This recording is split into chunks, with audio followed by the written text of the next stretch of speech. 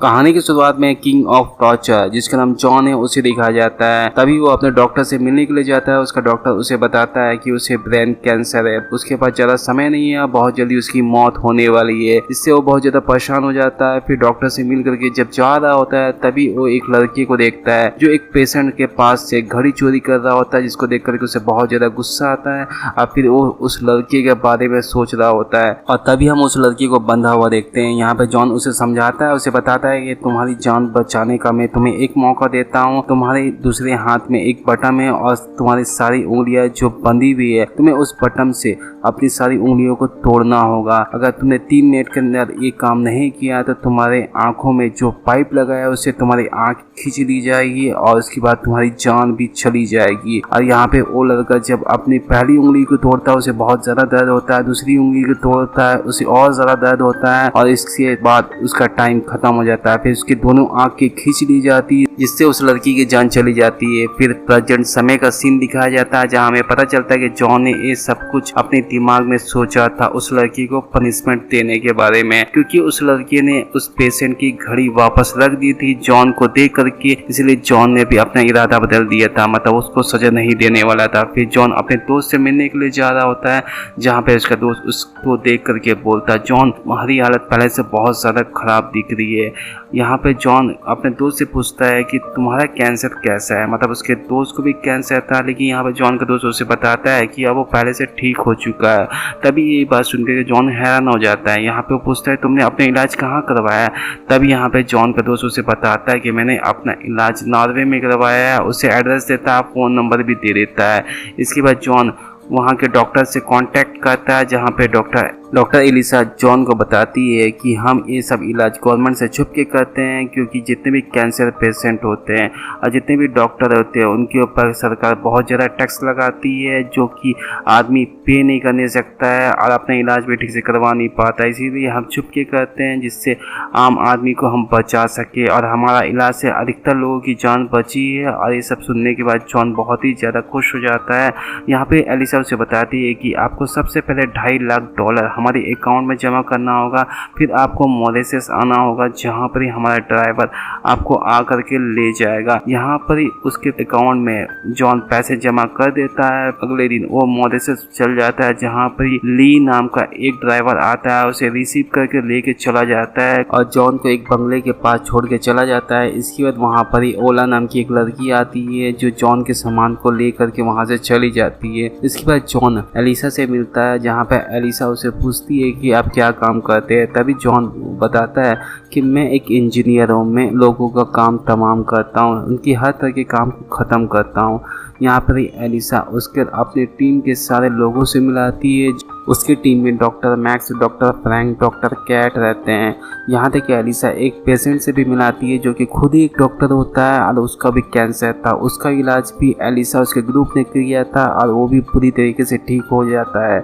उसका नाम पीटर होता है। पीटर जॉन को ये सब बारी बात बताता है। इसके बाद एलिसा उसको बताती है कि अगले दिन आपका भी ऑपरेशन होगा। इसके बाद जॉन वहाँ से अपने रूम में चला जाता है जहाँ पर वो सो रहा होता है। तभी उसे बहुत तेज़ आवाज़ आती है और तब वो अपने रूम से बाहर निकलता है तो सैम नाम के एक बच्चे को देखता है जो अपनी साइकिल को ठीक करने की कोशिश कर रहा होता है लेकिन ठीक नहीं कर पाता। फिर जॉन उसकी साइकिल को ठीक कर देता है, दोनों बहुत ही अच्छे दोस्त बन जाते हैं। इसके बाद जॉन अपने ऑपरेशन के लिए चला जाता है जहाँ पर उसका ऑपरेशन होता है और वो लाइव देख रहा होता है कि उसका ब्रेन का ऑपरेशन हो रहा था। जिसके बाद जॉन को 2 दिन के बाद उसे होश आता है जहां एलिसा उसे बताती है कि आपके ब्रेन का ऑपरेशन बहुत ही अच्छे से हुआ है, बहुत जल्दी आप ठीक हो जाएंगे।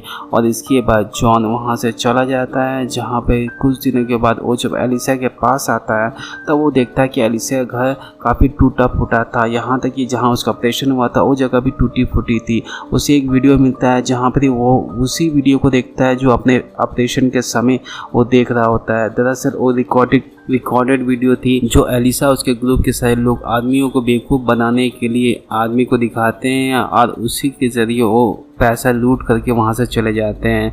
और जब जॉन को ये सब बात समझ में आ जाती है उसे बहुत ज़्यादा गुस्सा आता है। इसके बाद वो ली को पकड़ लेता है जो कि एक टैक्सी चला रहा होता है और उसके दोनों हाथों को बांध देता है। तभी जॉन उसे बताता है कि तुम्हारे पास 3 मिनट का समय है, तुम्हारे दोनों हाथों में बम लगाया गया है, अगर तुम अपने एक हाथ को काट करके फेंक देते हो तो तुम्हारी जान बच जाएगी, नहीं तो बम ब्लास्ट हो जाएगा, तुम मारे जाओगे। लेकिन जहाँ पर ही और ये सुनने के बाद ली बहुत ज़्यादा गुस्सा कर रहा होता है, लेकिन उसके पास कोई चारा नहीं रहता तो वो अपनी हथेलियों को काटना शुरू करता है। उसे बहुत ज़्यादा दर्द होता है, लेकिन 3 मिनट का समय पूरा हो जाता है और वो बम ब्लास्ट कर जाता है जिससे उसकी जान चली जाती है।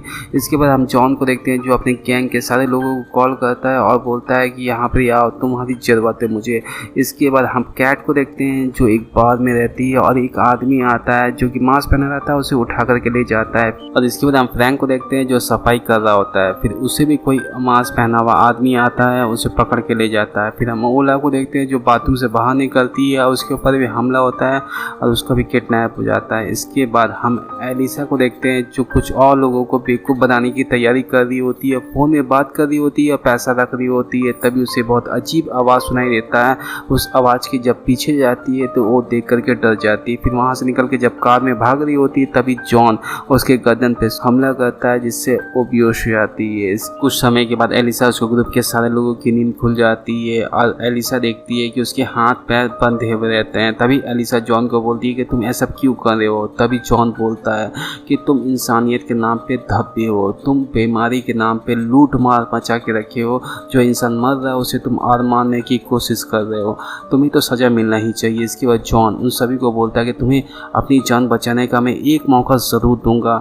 इसके बाद वो कैट के पास आता है, उसे बोलता है कि तुम्हें अपने पैर काटना होगा, उसमें से जो खून निकलेगा उसे दूसरे बोतल में भरना होगा, अगर तुमने ऐसा नहीं किया तो तुम्हारी गर्दन कट जाएगी। लेकिन कैट ये टास्क को कर रही होती है तो उसके पैर में बहुत ज़्यादा दर्द होता है, टास्क को पूरा भी नहीं कर पाती है, उसकी गर्दन कट जाती है और ये सब देख करके वहाँ पे सन्नाटा सा छा जाता है। इसके बाद एलिसा बहुत ज़्यादा डर जाती है और इसके बाद फ्रैंक की बारी आती है जहाँ पे फ्रैंक को उसके सर के ऊपर सर्जरी के जरिए अपने दिमाग के टुकड़े को बाहर निकाल के रखना था और ये काम तुम्हें 3 मिनट के अंदर करना होगा, नहीं तो तुम्हारे चेहरे के बगल में एक एसिड वाला मांस है जिसके अंदर तुम्हारा चेहरा बंद हो जाएगा, उसके अंदर से इतना एसिड निकलेगा कि तुम्हारी चेहरा जलने के कारण तुम्हारी मौत हो जाएगी। इसके बाद फ्रैंक अपने दिमाग की सर्जरी कर रहा होता है, अपने दिमाग के टुकड़े को बाहर निकालने से पहले इतनी टुकड़ा हो जाता है और वो मांस बंद हो जाता है, उसमें से इतना एसिड निकलता है जिससे फ्रैंक वहीं पर ही मर जाता है। और फिर हम पीटर को देखते हैं जो बाहर से बहुत जोर जोर से दरवाज़ा खटखटा रहा था, वो काफ़ी गुस्से में रहता है और अपने पैसे को मांग रहा होता है। तभी जॉन उससे पूछता है कि तुम किस पैसे की बात कर रहे हो। तभी वो बताता है कि मुझे भी कैंसर के नाम पे इन्होंने बेवकूफ़ बनाया और पैसे लूटे हैं, मुझे सब कुछ पता चल चुका है और मुझे पैसे चाहिए एलिसा से। तभी उसे अपने रूम के अंदर लेके जाता है जहाँ पर वो कैमरे में दिखाता है कि उसने अभी कैट को सज़ा दिया है, उसकी भी जान जा चुकी है और बाकी सबको सज़ा देना बाकी है। यहाँ पर ही पीटर उसे बोलता है कि तुम बहुत ही खतरनाक हो और फिर वहीं पर वो बैठ जाता है। फिर जॉन उसे वहीं पे छोड़ करके बाकी सबको सज़ा देने के लिए आता है जहाँ पर ही ओला को, और अब ओला की बारी आ जाती है जहाँ पर ही जिप्सू उसे टास्क देने के लिए जाता है। तभी उसी सामान को फेंक देती है और इसके बाद जॉन बोलता है कि तुमने ये बहुत ही गलत किया है, तुम्हें इसकी सज़ा मिलेगी। उसे क्रेन से लटका देता है और उसके चेहरे के सामने रेडिएशन लाइट को लाता है जिससे उसका चेहरा जलने लग जाता है। और यहाँ पर ही जॉन उसे बोलता है कि तुम्हारे पास 3 मिनट का समय है, तुम्हें अपने हाथ और अपने पैर की कुर्बानी देनी होगी। और ना चाहते हुए भी ओला अपने पैर को तोड़ देती है, अपने हाथ को तोड़ती है, लेकिन वो इतनी लेट हो जाती जिससे ओला की रेडिएशन के कारण ऑलमोस्ट जान जाने वाली रहती है। कुछ टाइम के बाद पीटर बाहर निकलता है और यहाँ पे जॉन को गन पॉइंट पे ले लेता है और जॉन की साथी जिसका नाम अमेंडा रहता है उसे भी पकड़ लेता है और फिर एलिसा को छुड़ाता है। एलिसा, जॉन, उसकी गर्लफ्रेंड जिसका नाम अमेंडा रहता है, उन दोनों को पकड़ लेते हैं। और इतना होने के बाद भी जॉन बोलता है कि तुम अभी भी चाहो तो ओला की जान बचा सकती हो, जिंदा है, उसे हॉस्पिटल लेके जाओ। लेकिन एलिसा मना कर देती है, अपने बॉयफ्रेंड को भी मना कर देती है कि इसे ना लेके जाए और ओला की जा करके अपने पैरों से गर्दन दाब देती है जिससे उस बेचारी की जान चली जाती है। ये सब कुछ देख करके अमेंडा जोर से चिल्लाती है, उसका बस चलता है तो एलिसा को जान से मार देती है। और इसके बाद एलिसा सैम को बाहर फुटबॉल खेलते हुए देखती है, उसको पकड़ के अंदर ले आती है। तभी जॉन बोलता है कि तुम सैम को और अमेंडा दोनों को छोड़ दो, तुम्हारे पैसे अंदर वाले रूम में रखिए और तुम चाहो तो अपनी दुश्मनी मुझसे निकाल सकती हो। लेकिन इसके बावजूद भी एलिसा जॉन को और सैम को दोनों को एक बेंच में बांध देती है। उनके ऊपर पाइप के थ्रू एक ब्लड का फ्लो बह रहा था जिससे उन्हें सांस लेने में काफी तकलीफ हो रही थी। और यहाँ जॉन को समझ में आ जाता है, तभी वो सैम को बोलता है कि तुम रुक रुक करके अपने बटन को दबाओ, जिससे तुम्हें सांस लेने का मौका मिलेगा, मुझे भी बारी बारी सांस लेने का मौका मिलेगा और हमारी जान बची रहेगी। यहाँ पे एलिसा उसका बॉयफ्रेंड रूम के अंदर में जाता है पैसा लेने के लिए। जैसे पैसे के बैग उठाता है, अंदर का रूम ऑटोमेटिकली बंद हो जाता है। अब वहाँ पर जॉन और हम सैम को देखते हैं, वो भी रिहा हो जाते हैं। और यहाँ पर जॉन रिवील करता है कि उसे सब कुछ पहले से पता था कि पीटर तुम्हारा बॉयफ्रेंड है। मैंने ही तुम्हें कॉल करके यहाँ पे बुलाया था क्योंकि ली ने मुझे सब कुछ बता दिया था कि तुम्हारे गैंग में पीटर भी शामिल है और पीटर को मैं अपनी जान में फंसाने के लिए सब प्लान किया। इसके बाद जॉन बोलता है कि तुम्हें अपनी जान बचाने के लिए मैं एक मौका जरूर दूंगा। इसके बाद वो बोलता है कि तुम्हारे रूम के अंदर में अभी जहरीली गैस का धुआं आने वाला है, तुम्हें अपनी जान बचाने के लिए 3 मिनट का समय मिलेगा और सांस लेने के लिए एक छोटा सा छेद है जो कि एक ही है। तुम दोनों में से तय कर लो कि तुम दोनों में से कौन जिंदा बचना चाहता है। और जॉन के कहने के कुछ समय के बाद ही एलिसा और पीटर के रूम के अंदर में जहरीली गैस आना स्टार्ट हो जाती है और पीटर और एलिसा के बीच में झगड़ा होना स्टार्ट हो जाता है उस छोटी सी छेद में सांस लेने के लिए। फिर एलिसा और पीटर के बीच में इतना ज़्यादा झगड़ा बढ़ जाता है कि फिर एलिसा पीटर को ही जान से मार देती है और अपने गर्दन को छोटे से छेद से बाहर निकालती है और सांस ले रही होती है। जैसे टाइम बीत जाता है और 3 मिनट हो जाता है तो वो जहरीली गैस आना बंद हो जाती है, जिससे एलिसा की जान बच जाती है।